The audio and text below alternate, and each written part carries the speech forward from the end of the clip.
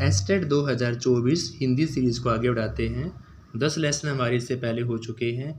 Next आपका मैं सबसे छोटी हो जाऊं, लेसन नंबर 11 मैं सबसे छोटी हूँ। यह पंत जी के द्वारा लिखी गई कविता है। मैं सबसे छोटी हूँ पंत जी के द्वारा लिखी एक कविता है। तो कविता से पहले कवि परिचय जान लेते हैं। पंत जी की जो गिनती होती है वो छायावादी कवियों में, यानी सुंदरानंद पंत जी का जो प्रमुख स्थान है वो छायावादी कवियों के अंदर है। इनका जन्म अल्मोड़ा के निकट कोसानी नामक गांव में हुआ। कहाँ? अल्मोड़ा के निकट कोसानी नामक गांव में। कब हुआ? 20 मई 1900 को। जन्म की बात करते हैं 20 मई 1900 में अल्मोड़ा के निकट कोसानी नामक गांव में। इनका जीवन प्रकृति की गोद में बीता। इन्होंने अपनी प्रारंभिक शिक्षा गांव के स्कूल से ही प्राप्त की। केवल 9 वर्ष की आयु में ही संस्कृत का ज्ञान प्राप्त करना इन्होंने शुरू कर दिया था। कितने वर्ष की आयु में? 9 वर्ष की में। कॉलेज में शिक्षा प्राप्ति के दौरान अंग्रेजी और बांग्ला की कुल काव्य कृतियों में इन्होंने अपना परिचय प्राप्त किया। अंग्रेजी की शैली, वर्ड्सवर्थ, टेनिसन्स, कोलरिज, बांग्ला के रविंद्रनाथ टैगोर की रचनाओं में भी इनको बहुत प्रभावित किया गया है स्टूडेंट्स। 1921 में गांधी जी के असहयोग आंदोलन में इन्होंने बढ़ चढ़कर भाग लिया और अपनी पढ़ाई छोड़ दी, लेकिन अपनी काव्य साधना इन्होंने जारी रखी। रूपाब नाम पत्रिका का प्रकाशन भी इनके द्वारा ही किया गया। किनका? रूपाब नामक पत्रिका का प्रकाशन भी पंत जी के द्वारा किया गया था। कुछ वर्ष तक रेडियो में काम किया, फिर स्वतंत्र रूप से लेखन कार्य करने लगे। इन्होंने रूस, जर्मनी, फ्रांस आदि देशों की यात्राएं भी की। और इनकी मृत्यु की बात करते हैं तो इनका देहांत 1977 के अंदर 1977 में इनका देहांत हो जाता है। यानी जो पंत जी हैं वो प्रकृति के हमारे सुकुमार कवि के नाम से जाने जाते हैं। छायावादी कवियों में इनका सर्वश्रेष्ठ स्थान है। छायावादी की अगर सीमा की बात करते तो 1918 से 1936 है स्टूडेंट्स। और हमारे 4 कवि जो फेमस है वो छायावादी में गिने जाते हैं, पंत, निराला, महादेव वर्मा और जयशंकर प्रसाद। तो प्रकृति के सुकुमार कवि कौन है आपके स्टूडेंट्स हैं? पंत जी हैं। और 1900 में इनका जन्म होता है अल्मोड़ा के कोसाई नामक गांव में। 21 में गांधी जी के संपर्क में आते हैं और 1977 में इनका देहांत हो जाता है। सबसे फेमस पत्रिका की बात करते हैं तो इनकी रूपाब है। आइए कुछ और रचनाएं जान लेते हैं।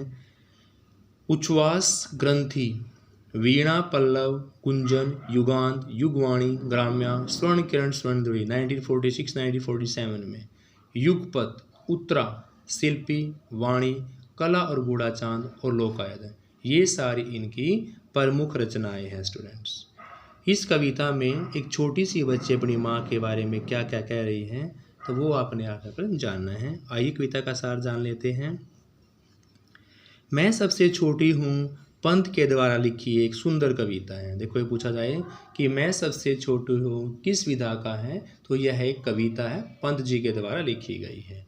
इस कविता में कवि ने छोटी सी बच्ची अपनी माँ के प्रति अपने लगाव को सुंदर ढंग से बता रही है कि छोटी सी बच्ची का अपनी माँ के प्रति कितना लगाव होता है। यह छोटी बच्ची अपनी माँ को संबोधित करते हुए कहती है कि वह सदा छोटी बनी रहना चाहती है। उसकी इच्छा है कि वह सदा अपनी माँ की गोदी में सोए, क्योंकि अगर वह छोटी रहेगी तो माँ की गोदी में ही सोएगी। और यही बच्चे की इच्छा है कि वह छोटी बना रहना चाहती है ताकि उसको माँ की गोद मिलती रहे, उसका आंचल पकड़कर इधर उधर घूमती रहे।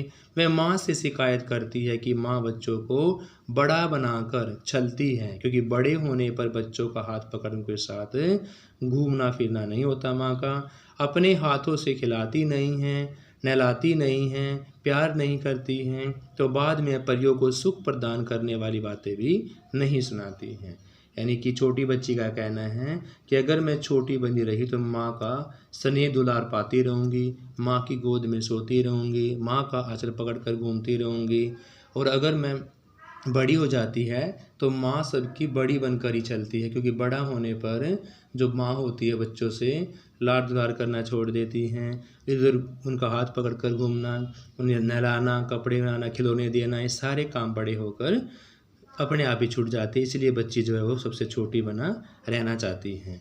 छोटी बच्ची अपनी माँ से कहती है कि वह कभी बड़ी नहीं होना चाहती, वह बड़ी होकर अपनी माँ के स्नेह को नहीं खोना चाहती, क्योंकि बच्ची को माँ का स्नेह खोने का डर है, इसलिए वह चाहती है कि वह कभी बड़ी ही ना हो, ताकि उसे माँ का प्यार मिलता रहे।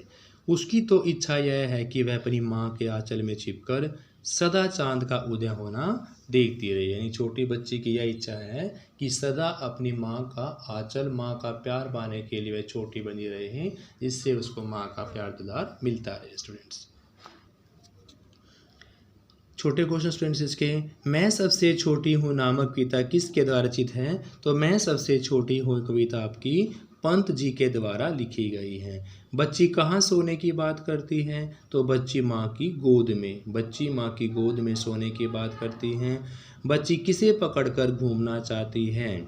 बच्ची माँ का अचल पकड़कर घूमना चाहती हैं। बच्ची किसे कभी नहीं छोड़ना चाहती? बच्ची माँ का हाथ, माँ का अचल, माँ का हाथ कभी भी छोड़ना नहीं चाहती। बच्ची के अनुसार माता को से पहले किस प्रकार चलती हैं? माँ बच्चों को बड़ा बनाकर चलती है, क्योंकि बड़ा होने कर माँ का वो दुलार प्यार बच्चों को नहीं मिलता।